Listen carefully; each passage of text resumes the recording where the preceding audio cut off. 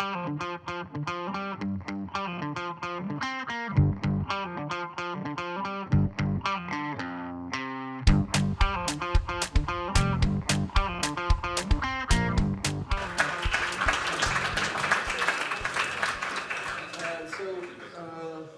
everyone to the absolute highlight of any Gamesforum. It's the unfiltered conversation. It's always the highlight because at the end of the day we get drinks. That usually means that everyone's relaxed and then usually tell the truth. Also, I'm extra excited because unfiltered, I think that's just Anwar in a nutshell. So let's just start off with introductions. Just a quick who you are, one sentence, and then let's get started. Yeah, so I'm Anwar, I'm CEO and founder of Quiet. And what we do is that we acquire profitable games from studio publishers, and we acquire as well non-gaming apps. I'm Kim. I'm a team lead at Digital Turbine, or DT as I may refer to it as, handling everything monetization from our mediation, our exchange, and our offer wall supply. Hi, my name is Chandresh. I'm the Director of Customer Success for InMobi. My team handles all the gaming partnerships from across the globe and even China as well. Cool. Awesome. So let's get started with a very hot topic, which is also known to be a giant pain in the neck for everyone who's a publisher. Privacy. I want to start with you, Chandresh. What do you think that ad monetization managers need to understand about these upcoming changes that are taking place in January? CMP, I'm sure we spoke a lot about it. Now the plugin is, InMobi just acquired the CMP very recently. It comes along with our SDK as well. We're going to offer it for free. And we've spoken quite a bit about it. But what I also want to touch upon is seller-defined audience. I don't know if anyone spoke about it. It's kind of a topic that everyone is interested in, but no one is touching it. No one is implementing seller-defined audience. So it's time for publishers to get to know their audience and start defining their own audiences as a first-party data. And then I think Google came out with an article in September, publisher-provided signals, which is going to plug into seller-defined audience. I think that's something publishers need to explore very, very intently, I think, and that can solve for a lot of things. So that's where my take on privacy. I'm sure a lot of experts have already spoken more about it. Will it help InMobi or will it work against you guys? No, I think it'll help InMobi because it's a lot of brand that InMobi comes with. And brands are they're not looking for the whale spenders. They're looking for a demographic. They're looking for, if your publishers are telling you that, hey, here's the audience that I have, and the brands and Google is certifying it, and then brands are agreeing to it, and they will start spending a lot more. So it's going to help InMobi in terms of brands spending a lot more. All right. So that's an answer for someone who doesn't have to do the heavy lifting. Moving on to you, Anwar. How do you see the privacy changes impacting your business, and how happy are you about having to implement them? Very happy. Not happy at all. And for me, if I have one advice for the studios mainly, it's just to do A/B tests on which CMP we'll use. User-centric, the one from InMobi who will come soon, Google one, etc. So test which one is better for you, which one brings the best conversion rate. And then I think it will be very shitty side of the job when we need to test what we should show first, the ATT, the CMP, etc. So I think we need to test everything, check the ARDO for each user, etc. So it will require a lot of work.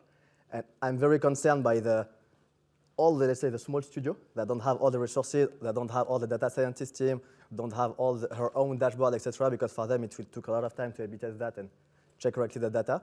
But for the biggest one, I don't think we have a lot of issue. But so you think it's even a competitive edge for you guys? Yeah, definitely. Definitely. Yeah. What kind of opt-in rates are you seeing, or have you started testing it? Or to be honest, not that much. Yeah.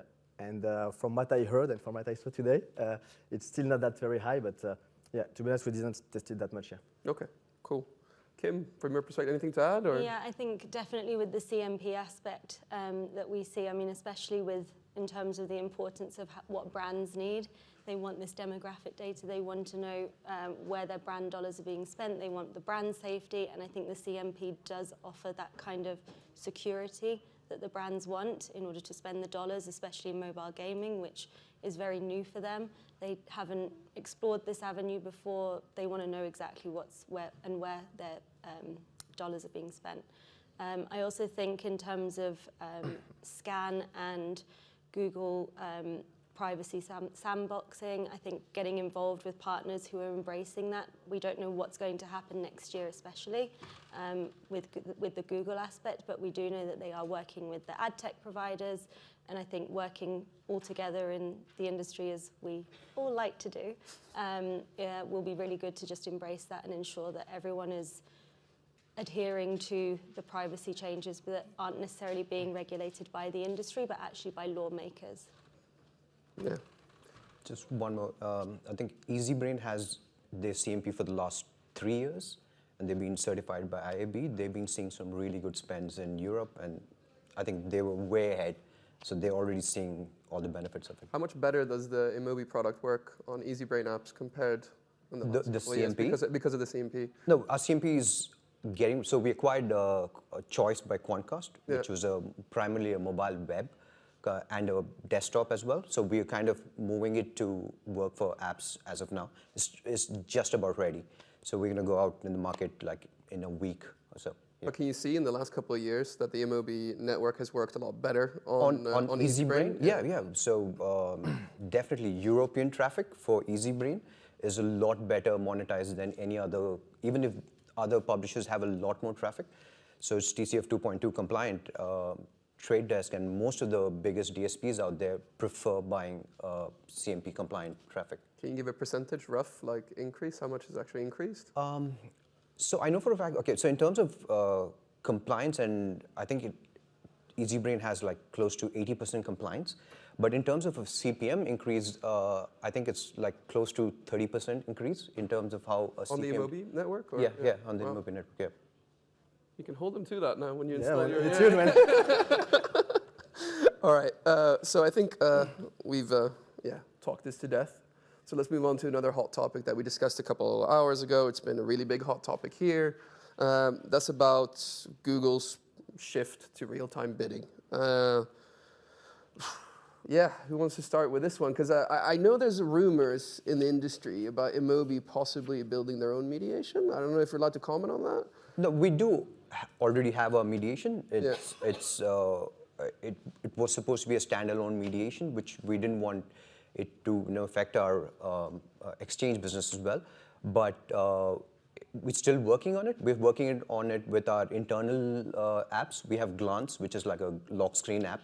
So we're testing a lot on that. We do have a mediation, but it's not at full-fledged scale as of now. But yeah, we do provide a lot of the transparency features. We're trying to read the market better, trying to understand what exactly is needed. So we are building day by day. We're talking to a lot of publishers, trying to understand better, but it's still in its starting stages. So, are you Google certified? No, not yet. Wow. Yeah. Do you know anything more about that process, or how's it going? There's an entire different team that's working on it. I think there is a talk going on. Yeah. Cool. Kim, Yeah, I mean, I don't... talk about Google. Yeah.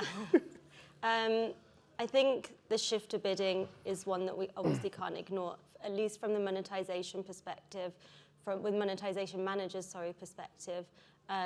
It's easier to move to bidding. Publishers, don't want to spend time optimizing waterfalls, but products aren't necessarily great to go to market from the beginning. As we mentioned earlier, at least at Digital Turbine, we've released our bidder on Max for rewarded video. We know that being a mediation, we see how other networks perform in terms of bidders that they've released. Liftoff, they took a while to kind of ramp it up. Emobi sometimes works well for one placement type and not another. And I think that's exactly what we'll probably see with Google, as we have done with all other networks. There's going to be teething problems. But I think this hybrid aspect is definitely where we need to start going, at least starting with Google, and then moving across to other networks and having them support a hybrid situation. You guys are lucky because you're one of the few that's actually certified on bidding, right? So Yes. It's a huge advantage. Yeah. What about you, Anwar? You dreading the move to real-time bidding, or to be honest, doesn't it really affect your business? Or it will affect it a lot, because I think for most of the publishers here, we spent the last 2 years to optimize Reclaim Up, Macro, potencies and all the gam. And right now, they will just start to decrease slowly. So yeah, we lose a competitive advantage compared to lots of other publishers that are not doing that for some reason. All the AdMob improvement on the floor that we are doing, etc., that brings some boost, etc. We also have this competitive advantage because some others cannot doing it. So right now, yeah, it will be easier for the monetization manager to have only bidding, but yeah, for us, it's not specifically great. But I think for the global industry, it will be better because yes, we'll have the same competitive advantage than all the others, so it'll be good. But yeah, we'll see a big decrease, I think, on the app DAO on our side at least, because what I'm sure about is that yes, when you remove like all the top gam that you have in your waterfall since 1 or 2 years, yeah, definitely will have a small drop of revenue here. Yeah. How are you mitigating against that? Are you just planning that into your forecasts or just? Just improving the product. Okay, cool. To balance the decrease of that, but the decrease of CPM. But yeah, no, we don't know yet what will happen exactly. Maybe the bidding with Google will just like perform very well, so we don't know exactly. Yeah, That's how it goes. Yeah, let's see what happens. So, shifting gears, we're also going to talk about the runtime fee. How could we not? Yeah, exactly. All right, who wants to start? Like just general thoughts, feedback, like any funny stories anyone wants to share about it? I can just say that it's one of the best moves that I saw to attack another competitor. Because right now, to be honest, for the most of the publishers, it's very simple. You know, Unity is just saying to the other publisher, you have two ways. You can stay on max, because max is the biggest one. You can stay to max and pay the fee, or you can come with us. So for max, they have two solutions to keep the publisher: pay for them the fee, or let them go. So for me, at the end, it's a very good long-term situation for Unity. Definitely, they will earn money from that, and we know that like Unreal and most of them are doing this kind of fee. So for the industry, it will be something normal. And on the same time, for max, they can. Yeah, it can be great right now because it's a very bad reputation for Unity during this short time. But at the end, you will have to pay, or you will have to go. So max for sure will lose some money on that. So yeah, I think it's a good move from Unity, not for us, of course, but for Unity at least, it's one of the best moves that they did. Yeah. Kim, from your perspective, you guys have a mediation platform. This has really big implications on your business. What's your guys' view on this whole thing? Yeah, I mean, I'm not going to speak about, the fallouts that obviously were all across LinkedIn and in the industry, but at least from our perspective, we saw it as a lack of trust between partners and developers. The developers who have spent so long creating these games, who trust the Unity engine, to kind of be backed into a corner was quite unfair. But this isn't the first time that we've also seen this happen. With AppLovin's acquisition of Mopub, developers again were sort of pushed into a corner very quickly to have to transfer apps over and change their mediations. And I think that this all comes down to having diversity and not putting eggs into one basket. Especially with the Microsoft acquisition of Activision, we saw the CMA specifically being so active against it initially because they didn't want one partner taking a monopoly. And that's exactly what we're starting to see in our industry, is that it's not up to the one monopoly company or companies to move publishers into one direction. It's ideal now to have a competitive aspect. Otherwise, if we have a monopoly, there won't be any growth. If we don't have any growth, there won't be any investment. If we don't have any investment, we'll all be out of jobs. So, we need to make sure that publishers, developers, advertisers are keeping a decent diversity in terms of mediations. Also, not even just for the developers, we want it to also for the monetization managers. I think it's important for them to get acquainted across the different platforms. Otherwise, there's nothing to compare your performance to. So working with different partners, I think, is really important, and that's where Digital Turbine can definitely come in. Cool. So has the strategy shifted a little bit now after the news, or is it still kind of the same strategy for the mediation side in DTs? Well, for mediation, not necessarily. I mean, it's always going to be a competitor for AppLovin, for IronSource or Unity.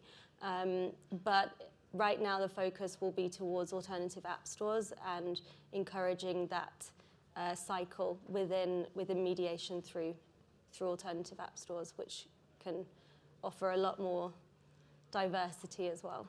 rather than just writing out checks and having publishers rely on integration bonuses or user acquisition credit. It needs to be a more holistic growth. Love your bonuses. Don't you? Oh my God, you It's smiled when she said bonus. It's going to be moving towards partners like DT who can offer a more holistic growth approach across user acquisition, monetization, and alternative app stores. Yeah, I have a funny little story about the Unity runtime fee. Like I spoke to one of my clients, I got on a call with him and he looked absolutely miserable. And I was like, what's going on? It's like, our Unity fees just went from $200 a month to $185,000 a month. Oh, he was so angry. So just like, how are you guys positioning yourself after the runtime fee announcement? Like, how do you think that impacts your guys' business as a whole? What do you see happening in the long run? Is this good or bad for you guys?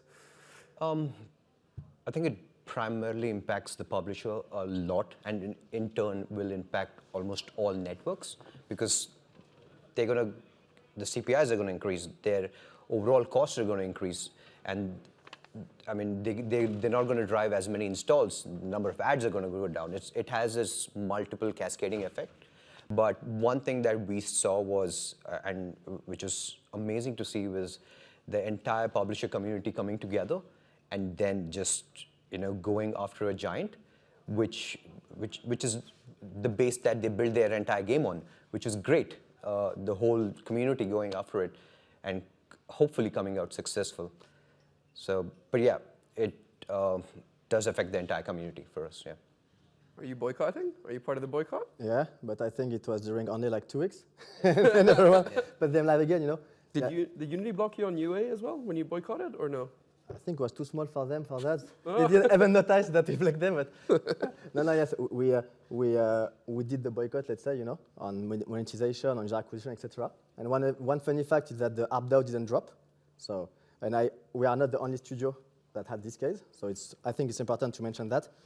And yeah, the other point is that, yes, I think right now no one is still doing the boycott and everyone put them live again. So, if they did something like, it was what, like 4% of fee, something like this, on the revenue, and they just decreased that to 2.5, and everyone stopped, So the real reason behind that is just that every publisher will negotiate specifically with Unity. Let's tell the truth, There are zero solidarity, etc. They just did one big boycott during 1 week because everyone was shocked.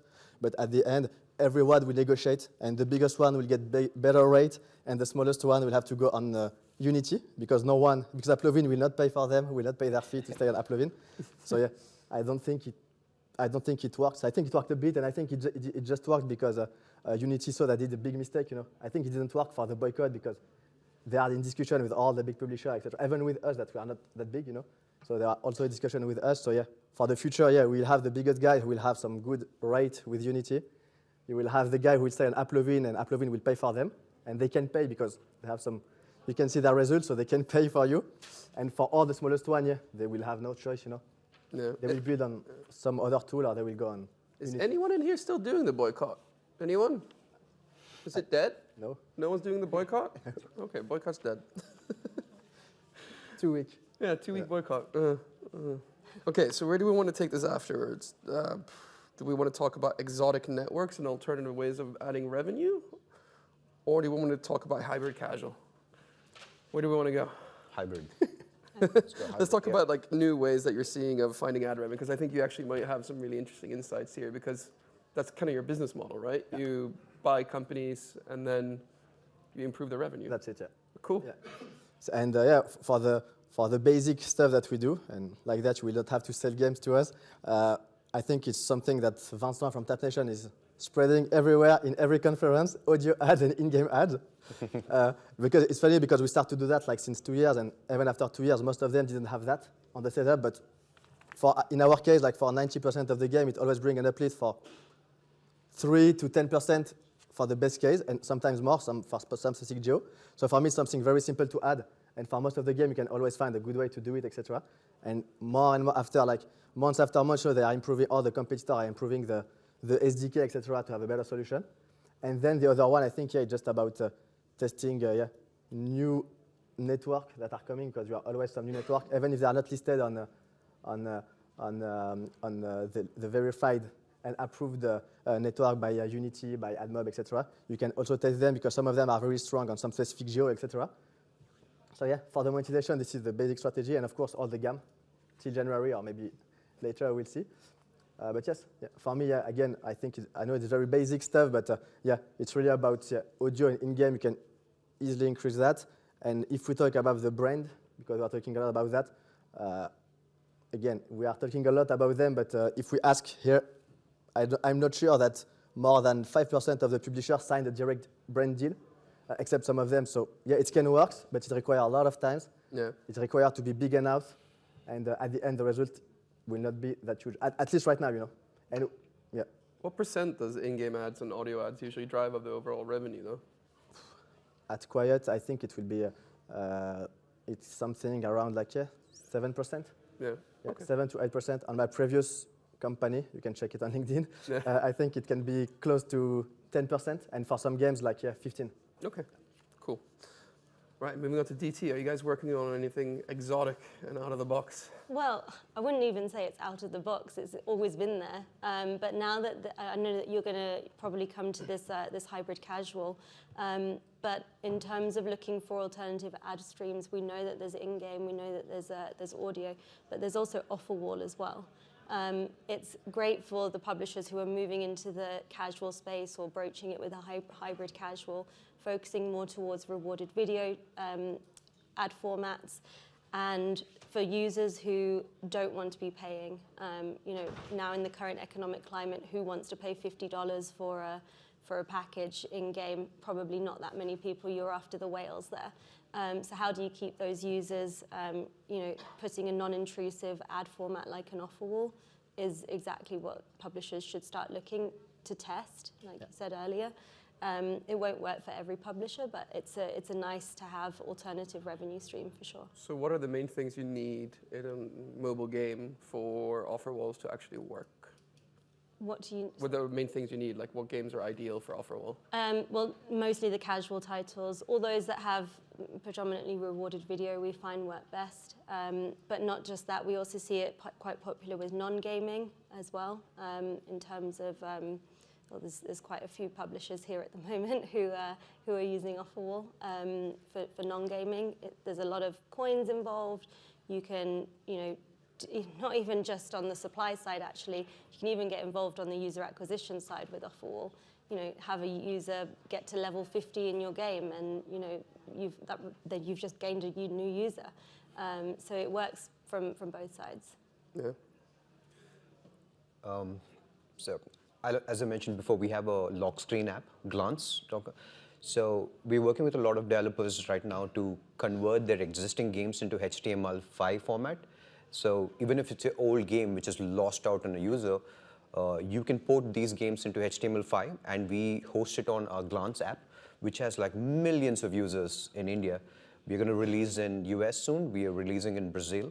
So these are almost full-fledged games where you can play the games. There's a banner ad, there's a rewarded video ad, but all of that is hosted on the lock screen. You don't even have to unlock the phone. And when the user likes the app, you can click and go to the Play Store and install the full version of it. We're doing UA on that, but it's completely HTML5. It's a very light version of your hybrid casual or a hyper casual game. We have a game center right in the lock screen. You click on that, there are multiple games. So we're working with multiple partners as of now. We're hosting it in India. We're seeing how it goes, and it's doing really well. We're driving revenue, which is not part of the App Store, which is not part of the Apple ecosystem or the Google ecosystem, but you just convert your games into HTML5, port it onto Glance. We show ads, we take a revenue share, and give the rest to the publisher. So it's working out well. We're still exploring it, and we're looking forward to releasing it in the US. And I think that's going to be something that we're going to be working on as well. What's the rev share? It depends on the studio. If it's a massive studio, We're gonna need a number, man. We're gonna need no, a I number. mean, see, if it's like, you know, big studio comes in and says, here is 20 of my games, we're going to give you a 90% rev share. We're just starting this off. I mean, we want to explore what are things. I don't think revenue share would be a problem. For Quiet, how much it will be? 95. Legally binding, huh? Yeah. That's how grumpy you are. Exactly. No, but we're Markedly still pretty exploring. So it's yeah, 0 to 1. So we want to explore. We want to have as many games as possible on the platform. So yeah, it's a great experiment to start with. That's quite interesting. Yeah. Yeah. It's only in India right now, or? It's in India. We released in Japan. We released in Brazil. So US is the market that we're looking forward to releasing. Yeah. Do users have to opt in for that, or is it No, like? we work with OEMs, Yeah. so it's Glance is pre-installed. It's part of the device itself, and yeah, I forget the exact number of users. It's more than 300 million users, which is a massive scale in India for now. Yeah. A lock screen where you can play games. Yeah. We're living in the future. Yeah. Okay. So. Oh, sorry. I would also just add to that in terms of like the brand stuff that we were saying earlier, and like the geolocation aspect, with publishers exploring what placements work in countries where going to an app store, where there aren't high IAPs. The likes of Pepsi, Coca-Cola, McDonald's, Colgate, they want to be able to advertise. They're going to advertise to anyone. It's relevant for them, but a Zynga or another big Tap Nation, they're not going to want to advertise in in geos where IAP just isn't that high. So I'd probably encourage publishers to look for those alternative geolocations where IAPs aren't that high and focus a lot more on the brands that will want to buy there. Okay. Cool. Speaking of alternatives, do we want to talk a bit about alternative app stores as well? I know that's kind of a big push for you guys. Yeah. Yeah. Yeah. What can you tell us? Well, I was quite interested to just hear about Glance, is it? Yeah. Okay. So at DT, we're releasing or have already live with an alternative app store. We've partnered with Aptoid to create alternative rev shares and as an alternative from Google and Apple. Again, moving away from this duopoly, is going to become regulation for, I think, March next year to push iOS into having like more side loading going on. So I think alternative revenue streams in terms of alternative app stores, alternative billing, putting more money into publishers' pockets is exactly the route that we're especially want to go down. Cool. So that's also with OEMs then, or how does it work? Yeah, so we work with the OEMs and predominantly at the moment the carriers. So that's where we're starting off, and we'll move with the OEMs because at the moment they haven't been able to have that. They've been giving a lot away, let's say, at the moment. Everything is being ruled by two duopolies, and they want a bit of that money. So it's pre-install 2.0. Yeah, you could call it that. Okay, cool. So yeah, it's quite an interesting trend. Like OEMs are getting a little bit of power back, I guess. Yeah. Are you using any alternative app stores or like any alternative ways of distribution, or are you stuck with Google and Apple taxes? We are doing some HTML5 platform. Some websites like Crazy Games, for example, or Playad. So it's just the beginning. So we have only like 2 or 3 games on it. It brings a very low revenue compared to what we have on the other store, but it's still like free money. It's only like one-time setup. You send them the game, etc. So yeah. Is it 10% of revenue? Is it 50% or no, less? Less. Yeah, okay, Yeah, way less. It represents like I think only 5%, but 5% of Yeah. all your games can present a good money when you have to do like zero support and just integrating the game, etc. So yeah, I think we need to check the two solutions to be honest, because I never heard about it before this panel. So yeah, I think. So which one of these two things do you think you'd want to try out first, and why? I'm more excited by the lock screen games because for me it's crazy, to play on the lock screen. But the alternative app store seems like more mature, let's say. So yeah, we'll test both, of course. But yeah, I just want to play the lock screen games. I want to see how it looks. See, I got a lead for you both. Yeah, you're welcome. Do we want to talk about hybrid casual, or is that not really applicable? I don't know. Hybrid casual. I think no, let's skip that. I think we're missing one person on the panel that's going to talk about that, but yeah. Do we actually, it's almost the end of October. December is around the corner. Do we want to talk about predictions for ad monetization in 2024? What do we think is going to happen? Isn't that the topic of the panel? No. This is unfiltered. Yeah. Yes, Tom? So, who wants to start? Predictions. It's the best thing because like no one knows it's going to be wrong. You can Well, say I whatever mean, you want. nobody predicted Unity coming out with something, you know, in a day. No, I think no one's actually really mentioned a lot of AI today. I think that it's this automation aspect. I don't think we can hide away from it. We've already got ChatGPT coming out. I think publishers and especially those who work in creative might start finding that AI will start to help them and not necessarily just be scared of it, but just to test it and then they can approach other projects whilst the AI does a lot of work for them. I think that's one thing that might take off in 2024. Speaking on, sorry. No, go ahead. Speaking on AI and then this privacy and then AI going together, so I was just thinking of AI within your phone, like it's an on-device AI, creating and rendering a creative on your device based on your previous activity. I mean, that's still on-device and it's privacy compliant. And I'm just saying, like, imagine an SDK which is creating a creative just for you. And it's rendering the ad, creating it on your device. And it's showing you the best form of conversion that you could have. And it's privacy compliant, and AI is just taking off. But all the AI which is happening now, which is happening off the device, and I don't think it's privacy compliant yet. But if that combination of AI and privacy on your device comes in, that at least it seems very fascinating to me.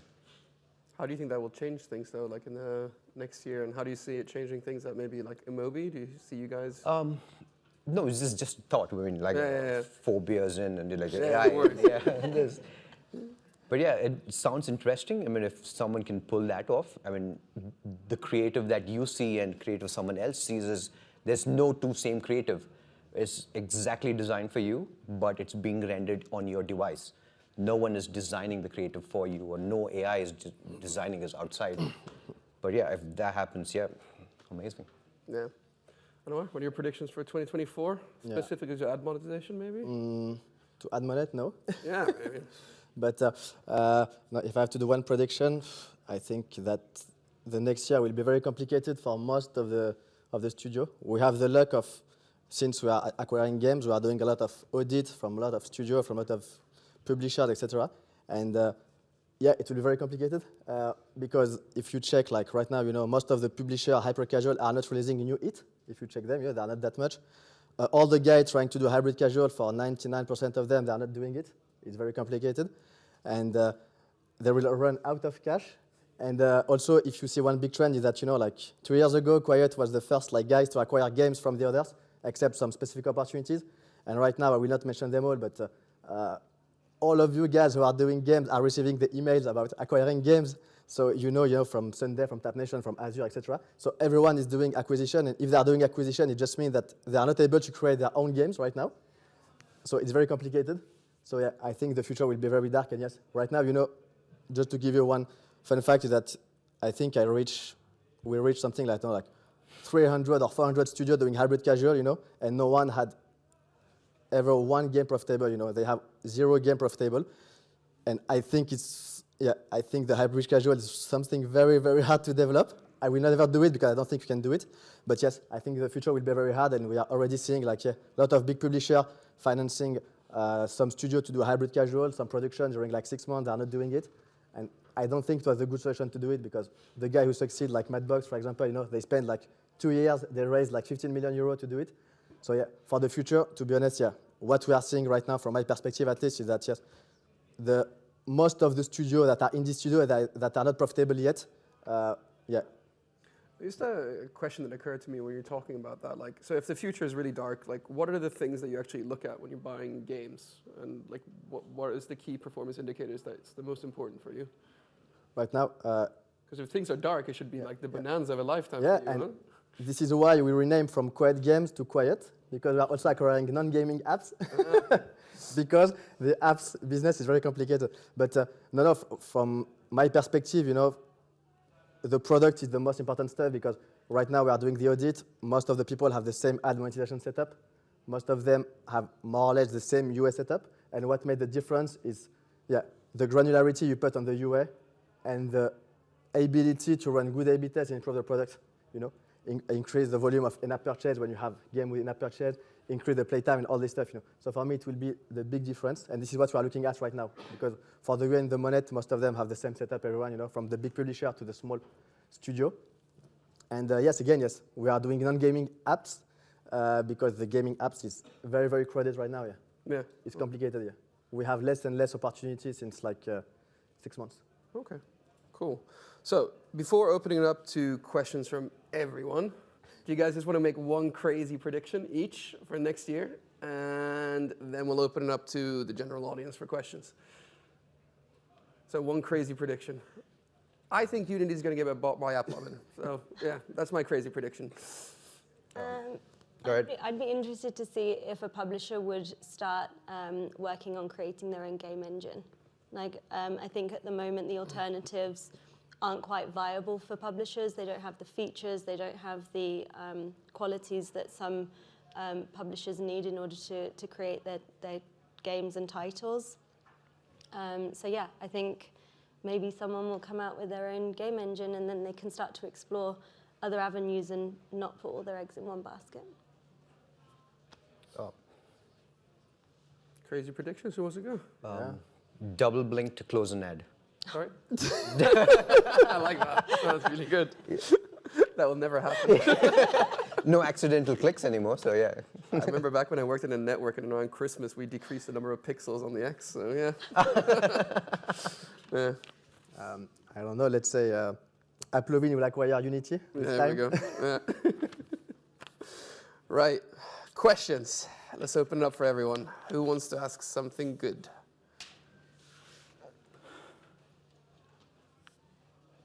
Diogo stood up, but then he walked away. Yeah. No questions. We covered everything, huh? I think everyone's ready for a drink. Cool. Everyone just wants to go drinking, so I guess we'll let everyone go. Yeah. Thank you so much for today. It's been a great session. Thank you.